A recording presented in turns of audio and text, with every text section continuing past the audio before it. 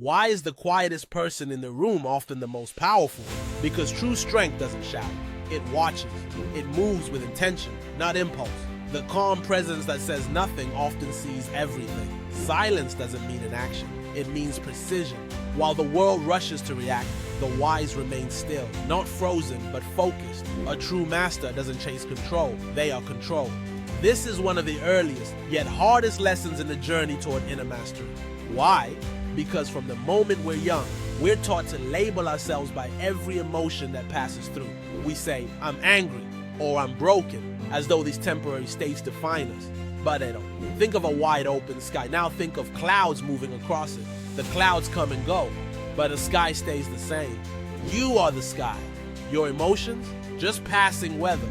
You're not the thunder, you're the stillness behind it. When someone mocks you, disrespects you, or tries to push your buttons, your body responds instantly. Your chest tightens, your fists curl, your breath grows shallow. But right there, in that split second, you still hold power. Because in that moment, you can remember something most people forget. You have awareness. You have a witness within you. A quiet inner presence that watches it all unfold. It doesn't get pulled into the storm. It sees the storm and lets it pass. That inner witness is your real self. At the Shaolin Temple, monks aren't taught to defeat others. They're trained to master the one person most people never do, themselves. Every controlled movement, every breath held in silence, every act of stillness is a lesson in discipline. Their practice is about watching without reacting, feeling the anger rise and releasing it like a leaf floating gently downstream. They've learned that personal mastery means remembering. You are not the emotion. You are the presence that sees the emotion rise and fall. So when someone speaks to hurt you or to bruise your pride, remember this. Their words are just sound. What gives them power is your attachment to them, the belief that your image needs defending. But the true self doesn't defend. It understands. Silence, then, is not weakness. It is awareness. It is knowing when to speak and when to simply be. Think. When you lose your temper, who truly pays the price? It's not the one who triggered you. It's you. You carry that fire long after the moment is over. You suffer the burn. You lose the peace you had before the moment arrived. But when you choose to be the observer, the calm in the storm, everything changes. You stop getting dragged by the chaos around you. You move to your own rhythm. You walk your own way, with clarity, not confusion, with wisdom, not reaction. And that is the essence of real power. 1. Inner stillness over reaction. Resist the urge to react to everything. You don't need to defend your position in every moment. Release the belief that every emotion you feel defines who you are. Emotions are guests. They come and go. Acknowledge their presence, but don't hand them the keys to your soul. True strength lies in sitting quietly with anger and choosing not to let it speak for you. It takes willpower to feel disrespected and still respond with silence instead of retaliation. Real strength is feeling a storm build inside yet remaining as steady as a mountain. This isn't about hiding your emotions or pretending they don't exist. It's about gaining control. It's the understanding that you are the one observing the feeling, not the feeling itself. Like the sky remains unchanged as clouds pass through, so too does your awareness remain untouched, bypassing moods. The more you train your attention to witness rather than immediately respond, the more peace you'll find. You begin to realize that nothing can truly disturb you unless you allow it. When you start living from this inner stillness, everything shifts. Your words carry more clarity, your presence more depth. You listen without urgency.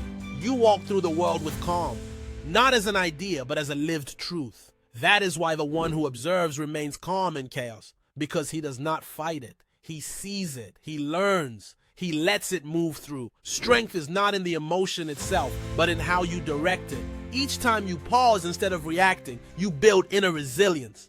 And nothing can uproot someone who lives from grounded awareness. So when anger arrives, or when someone offends you, or when strong feelings rise, remember, you are not the storm.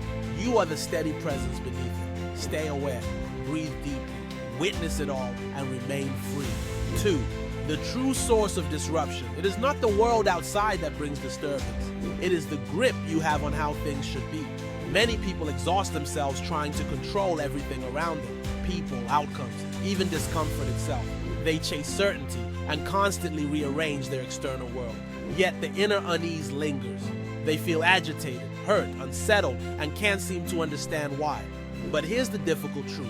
External events only have power over you when something within is vulnerable to them. You don't feel angry because of what someone said. You feel it because their words touch something already sensitive inside you. You don't feel betrayed simply because someone acted a certain way. You feel it because you had an unspoken expectation they didn't meet. This inner attachment is often hidden but deeply influential. It creates an invisible tie between your sense of calm and something beyond your control. And when that person or thing shifts, your peace shifts with it. In the Shin temple, the monks don't practice letting go because they're indifferent. They do it because they understand that holding on too tightly makes freedom impossible. When your peace depends on approval, you become bound to the praise of others. When you're deeply tied to ease, discomfort begins to feel like a threat.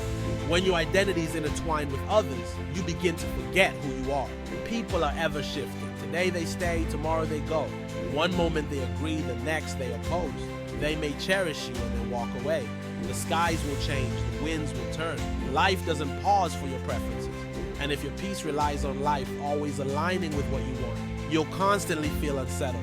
Whenever you feel triggered, ask yourself, what is it that I'm holding too tight? What belief is feeling challenged? What part of me feels under threat? More often than not, the pain doesn't stem from what happened, but from the meaning you've placed on it. If someone overlooks you and it stings, the pain isn't in the singular, it's in the belief that you must constantly be seen and validated. It's the grip on recognition that causes the ache. If you find yourself resenting another's success, remember, it's not their progress that unsettles you.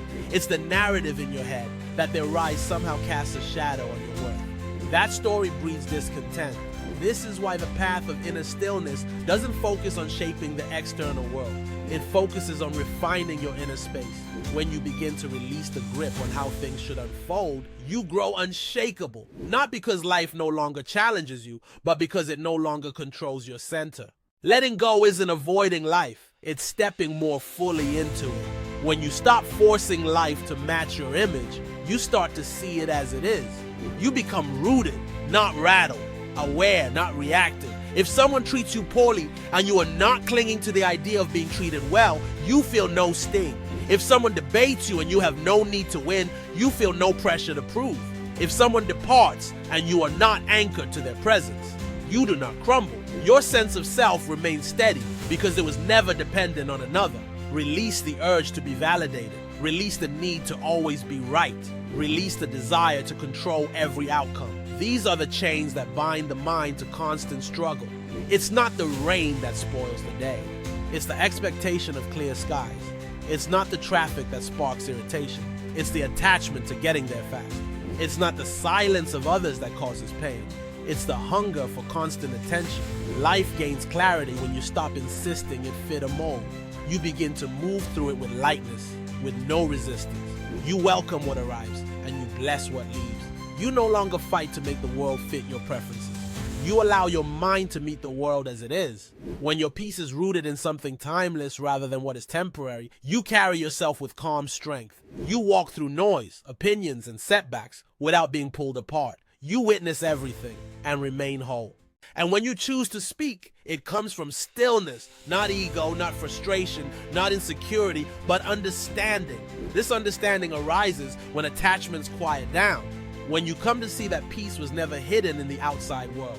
It was always within, waiting to be recognized, not through grasping, but through release. This path isn't about accumulation.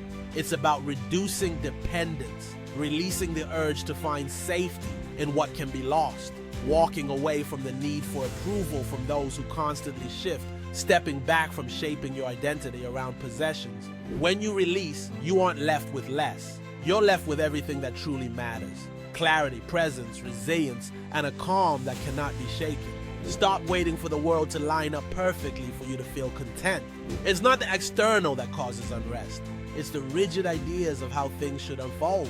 When expectations are released, nothing has the power to unsettle you because there's nothing left to be tugged. This is strength. This is serenity. This is liberation. Continue forward with hands unburdened and a heart fully alive. Where your focus goes, your life flows. Many aren't worn out by effort, but by the constant leaking of attention, scattered by distractions, consumed by needless reactions, drowned in emotional noise. Most never pause to question where their awareness is going or whether it's even worth giving. Without command over attention, there can be no direction in life.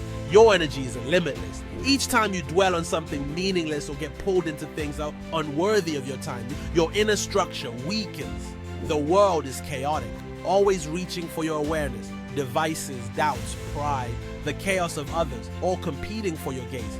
But those on a conscious path choose differently. They treat attention as sacred, not something to be wasted.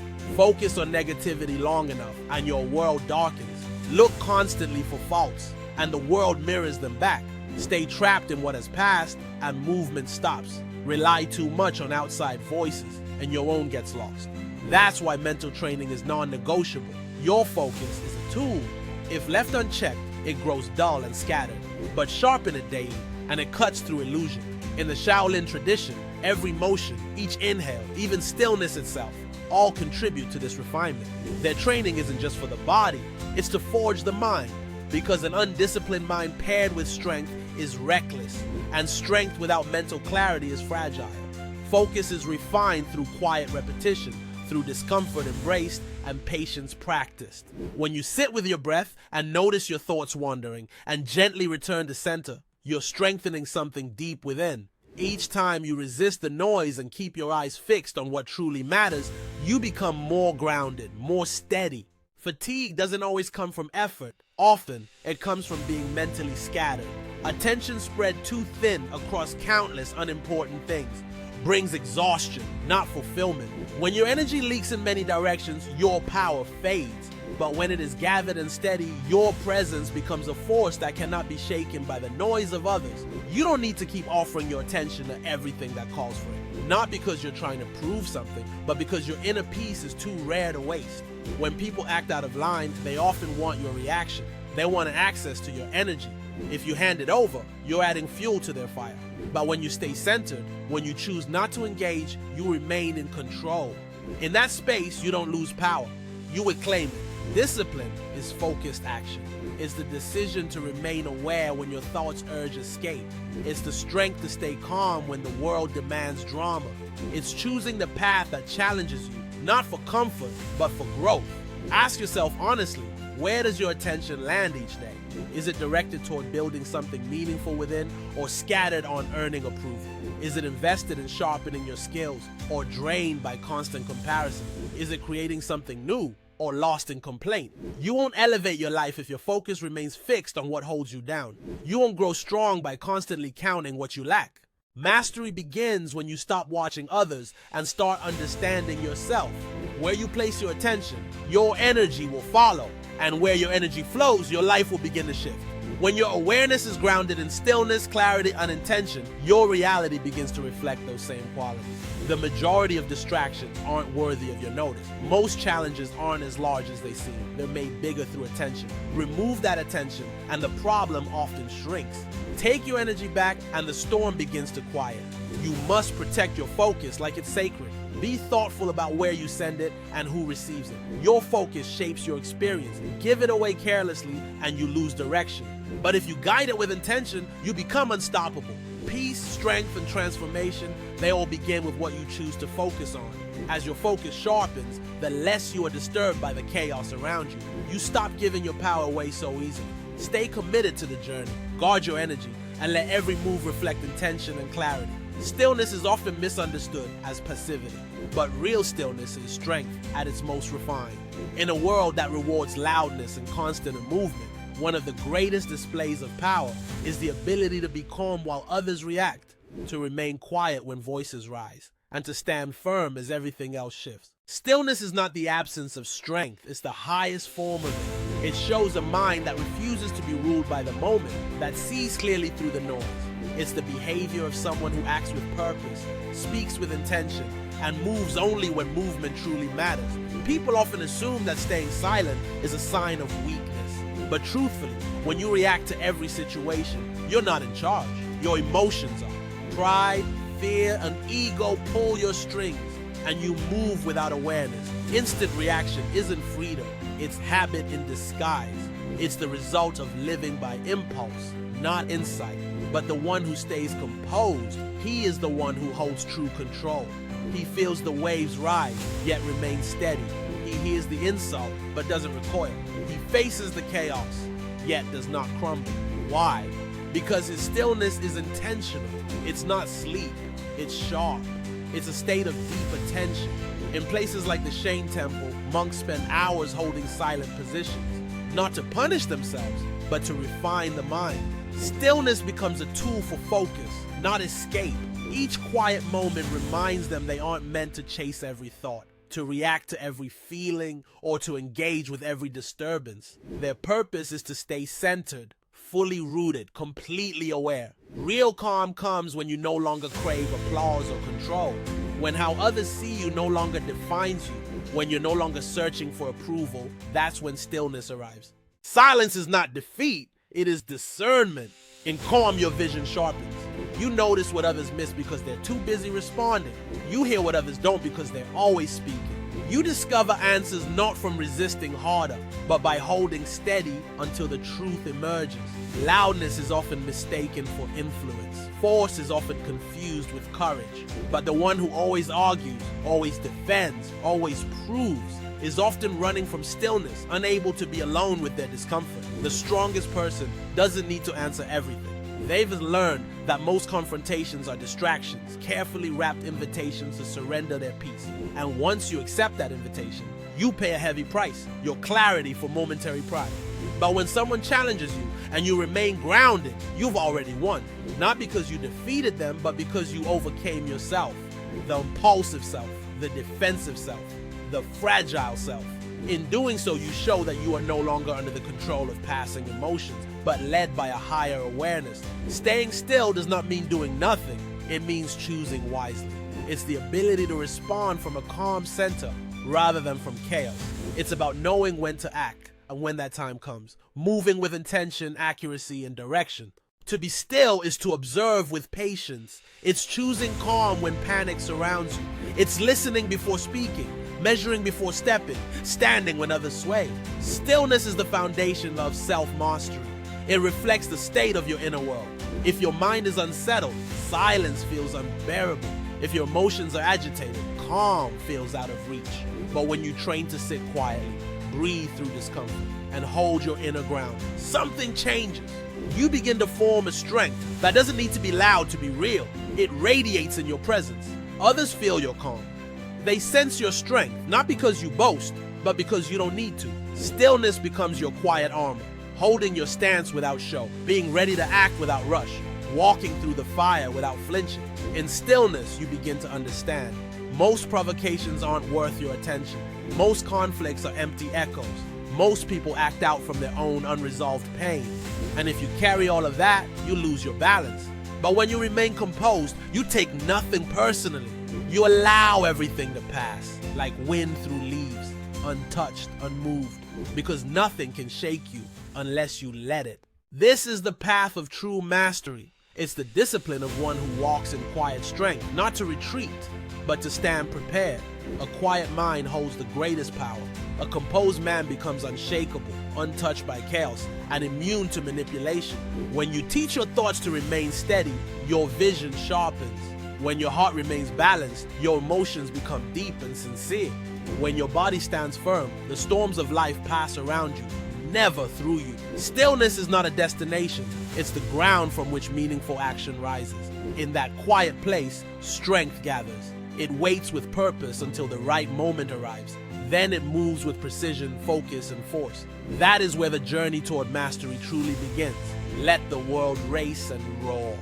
Your strength is in your stillness. Master yourself, mind, heart, and body, and the world will no longer shake you. If this message stirred something within you, share it. Someone out there may be searching for this exact moment of clarity.